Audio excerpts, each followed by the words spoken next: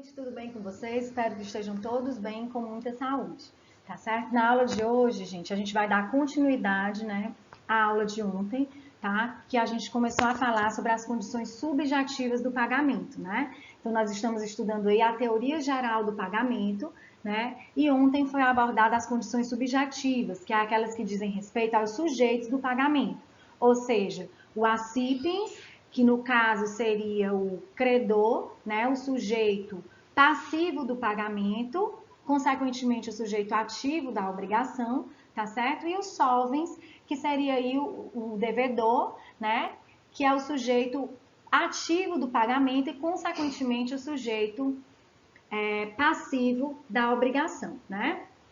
Pois muito bem, então na aula passada a gente estudou os artigos que versam sobre as condições subjetivas, tá certo? E deixamos lá uma reflexão no final acerca do artigo 312, tá? Que é o nosso intuito hoje da videoaula. A gente vai falar um pouquinho sobre a reflexão deixada lá na aula anterior, tá certo? E aí eu peço para que no final da aula também nós vamos começar a desenvolver nossas atividades complementares, tá? Para que não fique tudo, não fique muito pesado para nenhum de nós, tá certo? Eu vou ficar fazendo assim as atividades complementares em cada ponto que eu for terminando, né? Em cada assunto que eu for terminando, a gente vai estar desenvolvendo aquelas atividades complementares valendo 3 pontos, tá bom?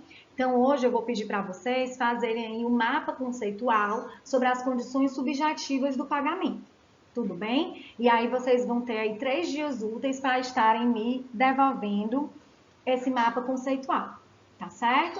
E vai valer aí meio ponto. E aí na próxima aula a gente vai falar sobre as condições objetivas do pagamento, né, que visam aí todos os aspectos do pagamento que não diz respeito aos seus sujeitos, ok? Então vamos juntos. Então, gente, conforme prometido, né, na aula passada, nós vamos aí começar, né, fazendo aí a reflexão acerca do dispositivo 312, tá certo?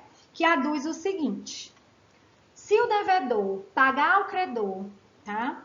Apesar de intimado da penhora feita sobre o seu crédito ou da impugnação a ela oposta por terceiros, o pagamento não valerá contra estes, que poderão constranger o devedor a pagar de novo, ficando-lhe ressalvado o regresso contra o credor, tá certo? Então, esse dispositivo, ele é bem extenso, então ele fica melhor para a gente visualizar através de um exemplo. Então, eu vou colocar aqui um exemplo e depois a gente volta novamente à leitura.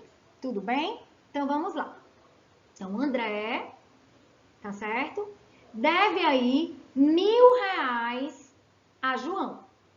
Então, dentro dessa minha relação jurídica, André é quem? O devedor. O devedor aí de R$ 1.000 a João, que seria quem?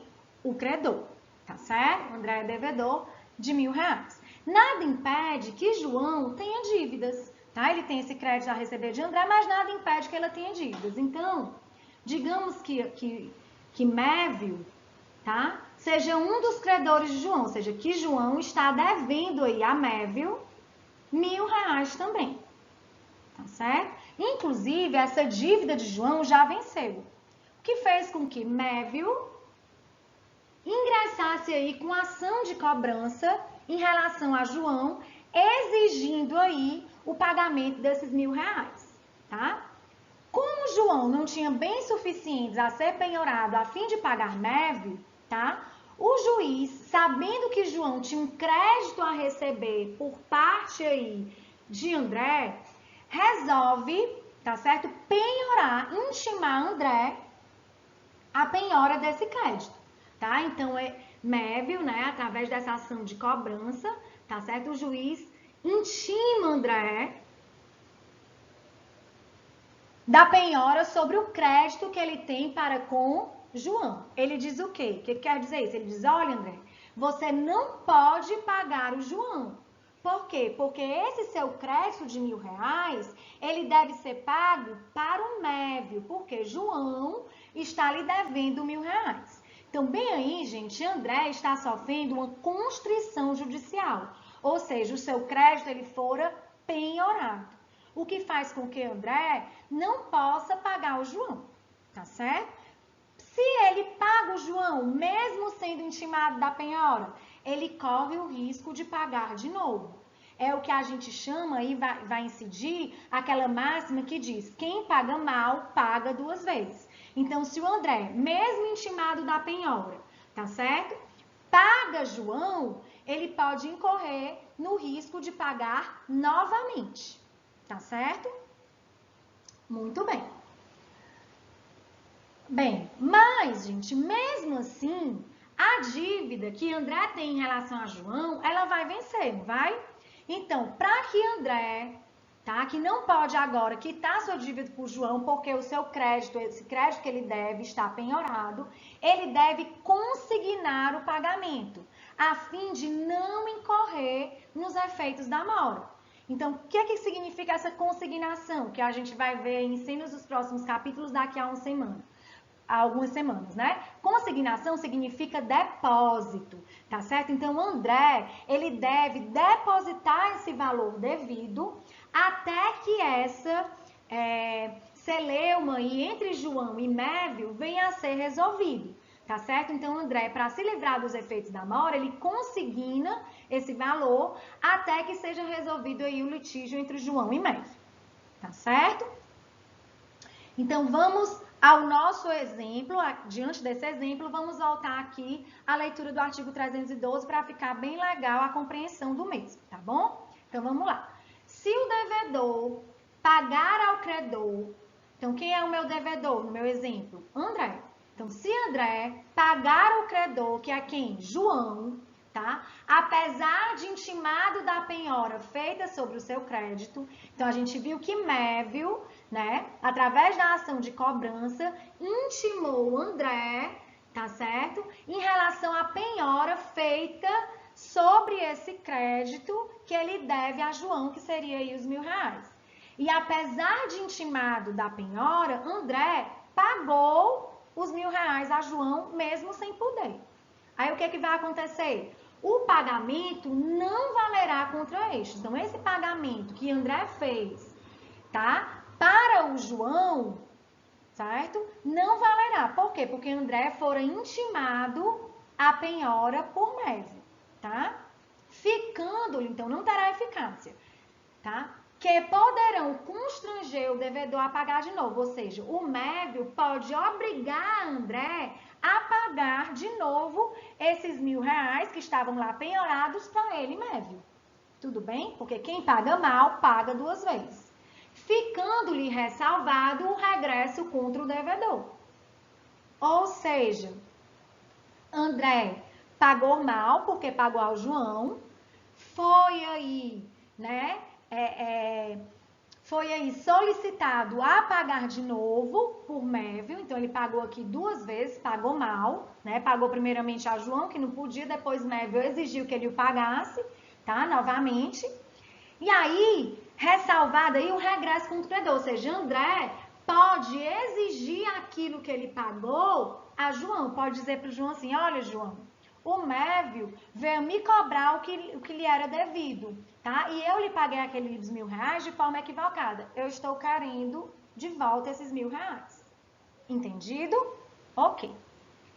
Uma última observação deve ser feita também em torno desse artigo 312. Veja, gente, que o artigo 312, ele vai falar da constrição judicial, ou seja, da intimação da penhora sobre o crédito, que é isso que o Mévio fez aqui, né, que a gente já explicou, ou também pela impugnação a ele aposta por terceiros. Tá? O que seria essa impugnação? Digamos que ao invés dos R$1.000, André esteja devendo a João um cavalo, ou um bem, um carro, alguma coisa nesse sentido. Tá certo? E aí, Mévio diga, tá certo? Que esse bem devido aqui entre André e João, que André não poderia pagar esse bem porque o bem não é dele, André. Né? Que ele está impugnando, ou seja, ele está dizendo, olha, esse bem aí é meu, esse bem é devido a mim, Mévio, tá certo? Esse bem é meu, você não pode pagá-lo a João. Então, ele está impugnando, tá? Isso aí vai ter que ser resolvido no âmbito judicial. Então, existe um litígio em torno de quem seria o legítimo dono aí desse bem, tá certo? Mesmo sofrendo a impugnação, André paga a João o cavalo, tá? Aí Mévio, se ficar comprovado que Mévio é o legítimo dono do cavalo, ele vai poder obrigar a André a lhe pagar o valor devido, tá certo? A lhe pagar o valor devido. Se João já tiver passado esse cavalo para frente de boa fé, então André vai ser obrigado aí a pagar o valor, a ressarcir aí o valor do cavalo a Mévio. Tudo bem? Ressalvado-lhe aí o regresso contra o credor, ou seja, se Mévio cobrar a André por conta da impugnação, André pode exigir aí, né, o direito regressivo contra aí João, tá certo? Então, gente, eu espero ter esclarecido, tá certo? Esse artigo 312, ele realmente é um pouco complexo, por isso que eu pedi aí uma leitura prévia de vocês, né? Passei na aula passada o que os autores, né, como a visão do Pablo Stolz e a visão do Cristiano Chaves em torno da interpretação desse dispositivo, tá certo? Eu espero que eu tenha deixado mais claro através da aula de hoje, mas qualquer dúvida vocês podem estar postando aí no fórum Tira Dúvida, a gente pode estar conversando também no privado, tá certo? Ou no próprio grupo de WhatsApp da nossa turma, tá? Eu quero que fique bem claro, tá certo? A interpretação desse artigo, porque ele é de suma importância. Tudo bem? Bem, gente, então, na aula de hoje, né, nós vamos utilizar, tá certo? Apenas para sedimentar aí, né, terminar essa nossa primeira parte sobre a teoria geral do pagamento, que diz respeito aí às condições subjetivas do pagamento, tá? Para ficar de um modo bem sedimentado, eu estou pedindo aí que vocês desenvolvam na aula de hoje um mapa conceitual sobre as condições subjetivas do pagamento. Esse mapa conceitual, ele vai valer aí meio ponto, tá certo? Meio ponto. E vocês podem estar anexando lá no link trabalhos, tá certo? E aí vocês vão ter 3 dias úteis para estarem me entregando. Então se organizem, façam o mapa conceitual, aproveitem o tempo que vocês têm aí na aula de hoje para estarem desenvolvendo e aí se livrando logo dessa atividade, tá bom? Lembrando aí que vale meio ponto dos 3 pontos aí da atividade complementar, tá bom? Fiquem com Deus.